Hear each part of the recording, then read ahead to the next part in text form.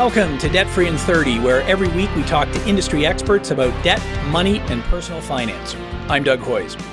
When it comes to paying off debt, there are both good and bad ways to tackle the problem. Should you use your RRSP, take out a consolidation loan, ask a friend to co-sign a loan, or do something else? Should you make a deal with collection agencies? I asked my guest today if these options are a good idea, and I'm going to ask for advice on how best to pay down your debt and become debt-free. So let's get started. Let's bring in my guest. Who are you and what do you do? Hi, my name is Leigh Taylor. I'm the president of Leigh Taylor. We're a trustee firm in Winnipeg and Northwestern Ontario. We're in the business of solving problems. We're trustees in bankruptcy because that gives us more tools. But basically, we deal with people and their problems to find solutions. Great. Well, thanks for being with me here today, Leigh. I'd like to draw on your years of experience to get your take on as many different issues as possible. So we're going to move quickly and cover a lot of ground today. So to start, last week on the show, we talked about whether it's better to pay down debt or invest in an RRSP. So that was show number 32. So if any of our listeners missed it, you can hear it on our website at hoyes.com. That's HOYES.com. Or you can download it from iTunes or whatever podcasting app you use on your phone. So you're a bankruptcy trustee. You've helped thousands of people over your career. So I'd like to start by getting your perspective on that issue. Specifically, I'd like you to tell me, is it a good idea to cash in your RRSP to pay off your debts? Generally speaking, no. And lots of good reasons for that. Maybe the first one is that RRSPs are generally exempt from seizure in financial problems. So if you went bankrupt or were being sued or whatever, nobody's going to be able to take your RRSPs. And that's a good thing. Another reason is that RRSPs are designed for long-term goals. You're someday going to want to retire, and you're going to be a little disappointed if all you have is CPP and old age security you retire on. It doesn't keep up with inflation, and you're going to be hard-pressed unless you have some extra money put away. So basically, you're going to be drawing down on your future to try to solve today's problems when there are better solutions. Well, so let me just interrupt you there and pick on a couple of those points before you go on. So you said exempt from seizure. So if you go bankrupt, you don't lose your RSP. Is it as simple as that? That's right. I was going to say there's federal and provincial legislation, and most provinces have similar legislation to deal with the federal legislation. So generally speaking, wherever you are in Canada, you're going to have an exemption for your RSP. Okay, so in Ontario, your RSP is exempt except for what you've put in the last year. Right. Otherwise, in Manitoba, it's exempt completely. It's exempt completely. Okay, so there's a very key difference between two different provinces. So in Manitoba, if you go bankrupt, you're not losing your RSP no matter what. In Ontario, if you go bankrupt, you lose whatever you've contributed in the year prior to bankruptcy. So that's what we mean by exempt from seizure. So, okay, so I interrupted you in the middle of that. So you continue on with your list of why it's not a great reason to cash in an RSP to pay off debt. Sure. As soon as you cash in an RSP, you're going to have a hefty tax bill. And the way the Tax Act works is that the income or money that you got out of your RSP is included as taxable income. And that's going to be on top of what your regular income is. So it's going to bump you up in all likelihood to a much higher tax bracket. And you could find out that you could have to pay tax on as much as 50% of the money that you withdrew. So you take your money out of your RSP, you pay off some debt with it, and only to find out that at the end of the year you end up with a big hefty tax bill. You really haven't solved your problems. And you find out at the end of the year because when you go into the bank or wherever to cash in your RSP, they're only going to take off, I think it's a maximum of 20%. But like you said, if you happen to be in the 40% tax bracket, when you file your taxes, the government's going to say, oh, guess what? There's still another 20% you haven't taken off. So you think you've solved your problem, and really what you've done is traded one debt for another. You end up with a big tax liability. That's right. The other problem that people often run into is that they think, well, I'll take out some of my RSP money and I'll pay off the creditor that's giving me the hardest time. And that doesn't really work either, simply because if you're not going to have a solution that solves your debt problem, you don't have a solution. Solving half of the debt problem doesn't get you very far. So unless you can solve your debt problems, that's not much of a solution. So there are, I suppose, exceptions to every rule. There's always a danger in too much generalization. Some people have cashed some of their RSP to help them through things like proposals, etc. They've used it to make a deal with their creditors when they're compromising the debts and these sorts of things. And notwithstanding that you're going to have to pay tax on some of it, that may not be a bad idea, but it depends on your particular situation. Most of the time, by far the majority of situations we've come across where people have cashed in RSPs, it has not accomplished what they wanted it to accomplish. So generally speaking, bad idea. So let's say I walk into your office and I say, look, I don't make a huge amount of income. I make enough to survive. I don't have any extra income. I've got $50,000 worth of credit card debt, and they're hounding me and bugging me and threatening to garnish my wages. And I've got $20,000 in my RSP. That's my only asset. So yeah. So what I'm thinking of doing then is cashing in my RSP and using it to pay the debt. But obviously the math doesn't work. I've got $20,000 in my RSP. I got $50,000 in debt. So at most, I'm going to get $20,000. And of course, I won't get that much because some of it goes to taxes. So you're saying that's probably not a good idea to cash in the RSP. What are my other options then? Well, you have to do the math on this thing. First choice is not to cash in your RSP. It is possible to file a proposal with your creditors, a consumer proposal, whereby you're offering to pay them X number of dollars based on your ability to pay a month over a period of time, which could be as long as 5 years. And if that works for you, then oftentimes these kinds of proposals are quite acceptable to creditors. The other option is where you can't afford the cash flow. You don't have a few extra $100 a month to make it worthwhile for them. Bankruptcy might be the option. You've got to take the solution in your own context. How old are you? You know, if you're 23 years old and you've got 40 years of working life in front of you, using some of your RSP money probably makes more sense than if you're 58 and you may have a few good years left. You want to save up those RSP monies. So cashing in a few dollars in RSPs to save your financial situation can vary depending upon your particular circumstances. You got to look at that very carefully. I'm not a proponent of cashing in RSPs at all.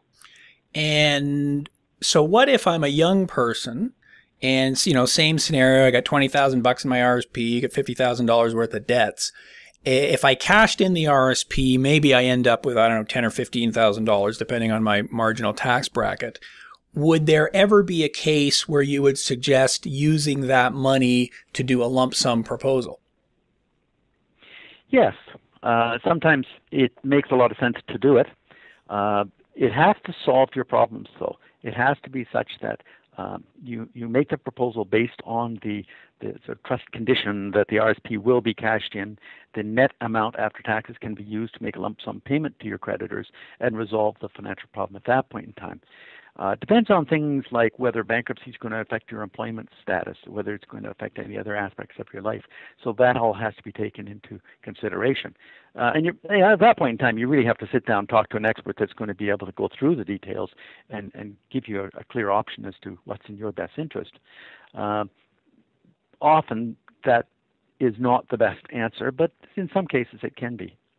And I guess that's really the point. There are a number of nuances here. So in most cases, you're not a big fan of cashing out an RSP for all the reasons you just laid out for us. It's probably exempt if you had to go bankrupt anyways. You're going to get hit with a tax liability and so on. But there may be cases such as I'm a relatively young person. I got a lot of debt. I got some money in my RSP. Perhaps by cashing it in, paying the tax, and then using the net amount to fund a lump sum consumer proposal. If the creditors agree, take care of all my debt, don't have to worry about payments, that would be a specific circumstance where it may make sense. But like you said, a lot of different factors to consider here, so professional advice is the way to go on that. That's pretty much the summary then? I think that's it, yeah. Excellent. Well, that's a good summary on whether it makes sense to cash in an RSP to pay down debt, or whether you should, use extra money to continue to invest. I got a bunch more questions for you. So what I'd like to do, Leigh, is take a quick break, and then we will come back and talk about co-signing loans and debt consolidation and debt collectors and whatever else we can get to. So we're going to take a quick break, and we'll be right back here on Debt Free in 30. What are the warning signs of debt problems? Where can I find a free online debt options calculator? Where can I get free ebooks and guides?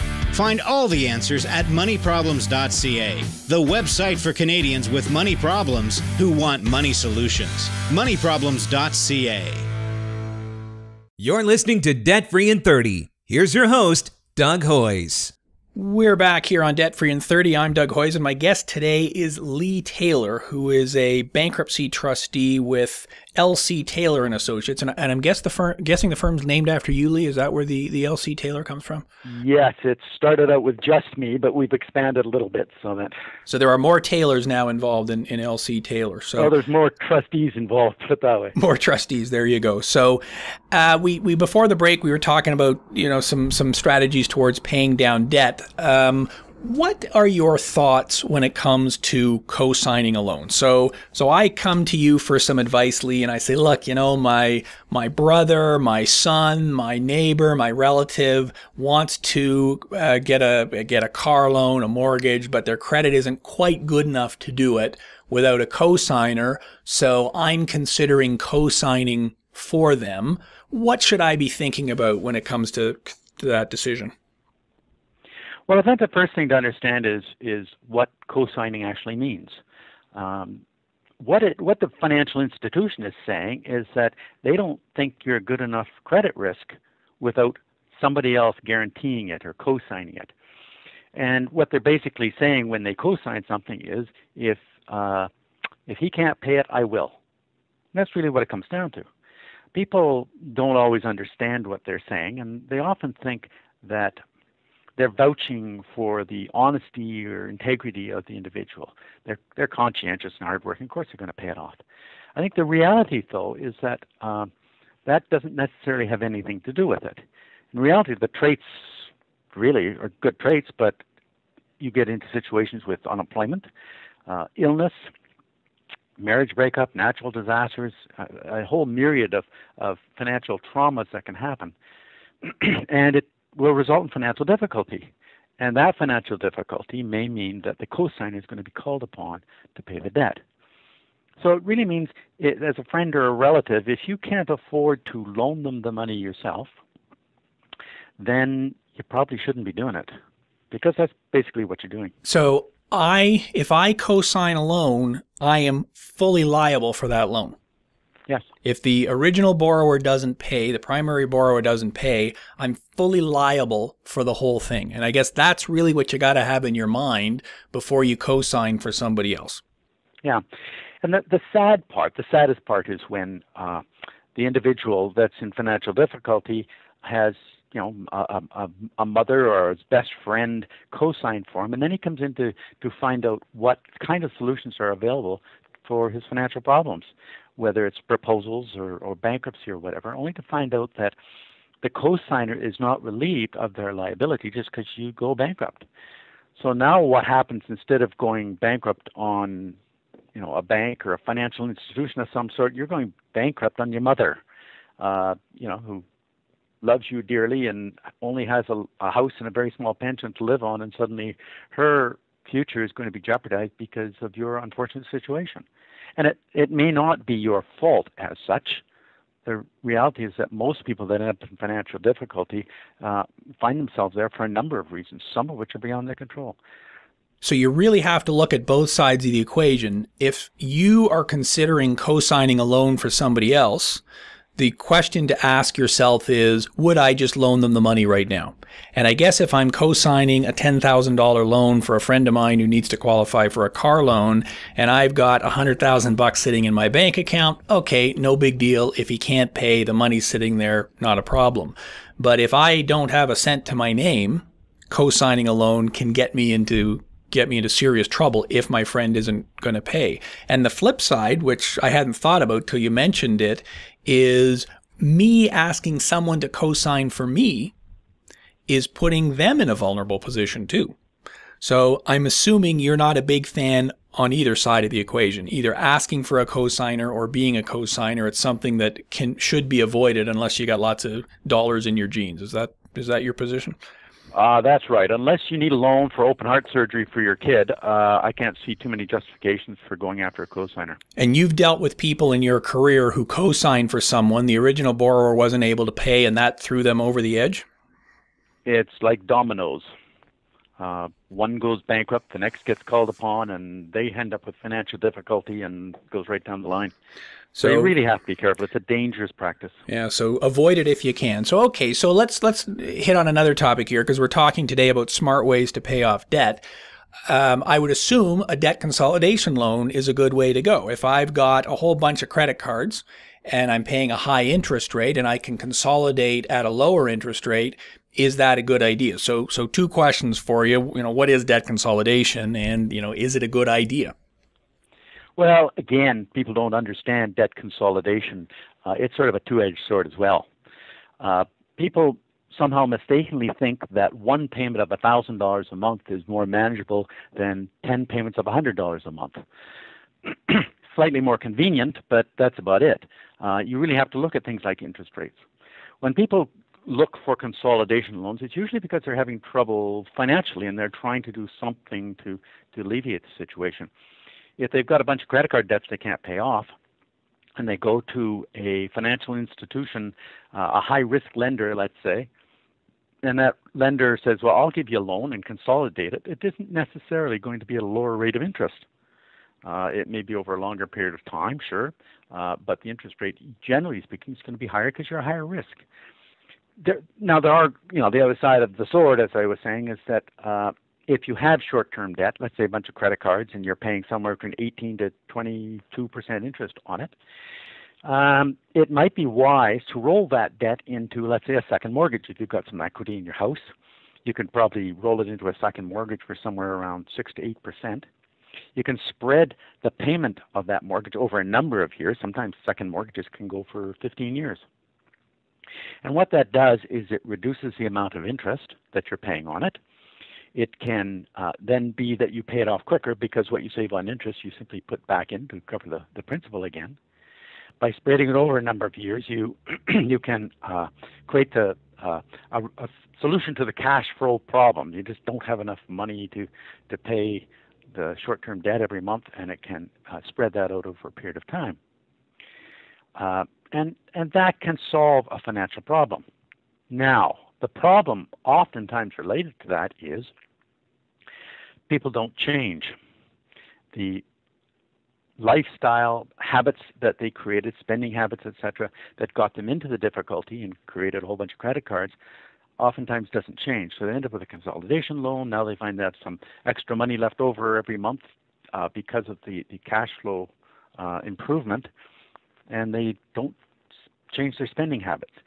All too often, we see people that went through the consolidation route only to end up 4 or 5 years later with a bunch of credit cards again, maybe the same ones, and now they've got a bunch of credit card debt at 18 to 22%, plus a consolidation loan that's been going on for 4 or 5 years, and they find themselves pretty well strapped without too much of a solution other than bankruptcy at that point in time. So the consolidation loan treated the symptom, it didn't treat the problem. Right. So unless you really get into the good budgeting and financial management to keep you out of debt and put you back on track, the consolidation loan has done very little except just put the problem off for a couple of years. So the answer to the question then, should I get a consolidation loan, is number one, deal with the reason you've got all this debt to consolidate. And that could mean, proper budgeting, cutting your expenses, and so on. And then once you've addressed the underlying problems, then yes, a consolidation loan may make sense, but then it becomes a math question. What interest rate are you going to be paying over what period? So in those cases, if I've dealt with the underlying issues first, then it perhaps makes sense to get a consolidation loan if it's affordable. Is that your position? That makes a lot of sense. Okay, cool. So final question I want to ask you, and we got about a minute or so here. So debt collectors. Yeah, you've heard about them, I'm sure. And this is probably one of the main reasons someone would show up in your office. I'm getting all these calls from various different debt collectors. And again, we're thinking of smart ways to pay off debt here. Is it a good idea to make a deal with a collection agent or a debt collector when they're calling you for money? Well, what you have to do is you have to look at the whole problem. If you are in a financial situation where debt collectors are contacting you, if you just got one debt and they're collecting, then you can probably deal with that one debt. They often will accept lump sum payments rather than over a period of time. A lump sum payment this week will probably solve it. You got to be really careful. First of all, you got to be able to afford that, which means you probably have to go out and get more money, borrow it, get it in some way, shape, or form. But you also have to get it in writing. You can't just make the deal over the phone, send them a check, and expect them to go away, because as often as not, they're going to come back and say, well, that was the first installment. What about the rest of it? So you got to really be careful with that. So it's okay to make a deal with a debt collector if it's affordable, if it's a debt you really owe, and if you get in writing that you've fully paid off the debt. Otherwise, you're asking for trouble. So that's a very good way to end it. I appreciate you being with me here today, Leigh. Thanks for being here. It was a pleasure, Doug. Great. Thanks, Leigh. We're going to take a quick break and come back to wrap it up right here on Debt Free in 30. You're listening to Debt Free in 30 with Doug Hoyes. We'll be right back. If debt problems are keeping you up at night, if collection calls leave you afraid to answer the phone, it's time to end the cycle. You can do something about your debt. Call Hoyes Michaelis today at 310-PLAN. Welcome back. It's time for the 30-second recap of what we discussed today. My guest today was Leigh Taylor, who had lots of great advice on smart ways to pay off debt. He's not a big fan of cashing in your RRSP and taking the tax hit to pay off your debt, and debt consolidation only makes sense if you can reduce your expenses and avoid debt in the future. That's the 30-second recap of what we discussed today.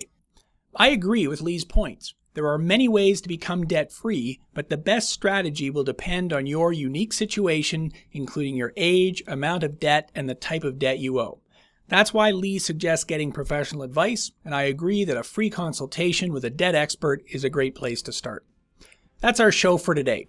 Full show notes are available on our website, including links to many of Leigh's videos where he discusses in more detail many of the topics we discussed today. So please go to our website at hoyes.com, that's HOYES.com, for more information. Thanks for listening. Until next week, I'm Doug Hoyes. That was Debt Free in 30.